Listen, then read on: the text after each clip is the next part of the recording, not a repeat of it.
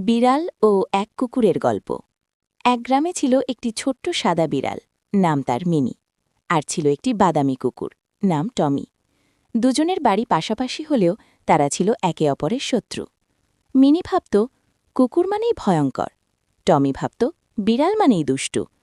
তাই দেখা হলেই শুরু হতো ঝগড়া, কেউ কাউকে সহ্য করতে পারত না। একদিন গ্রামের ওপর ভয়ঙ্কর ঝড় এলো, আকাশ কালো হয়ে গেল, বিদ্যুৎ চমকাতে লাগল।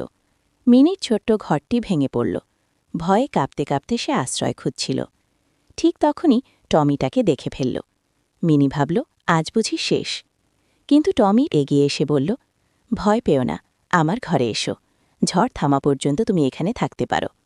মিনি অবাক হয়ে গেল। সে টমির ঘরে আশ্রয় নিল, টমি তাকে খাবারও ভাগ করে দিল। সেই রাতেই তারা বুঝতে পারল, সব কুকুর খারাপ নয়, সব বিড়ালও দুষ্টু নয়। ভুল বোঝাবুঝির কারণেই তাদের ঝগড়া ছিল। ঝড় থেমে গেলে তারা আর আগের মতো রইল না, তারা বন্ধু হয়ে গেল। একসাথে খেলত, একসাথে খেত, আর সবাইকে দেখিয়ে দিল বন্ধুত্ব হলে শত্রুও বন্ধু হতে পারে। নীতিকথা, অন্য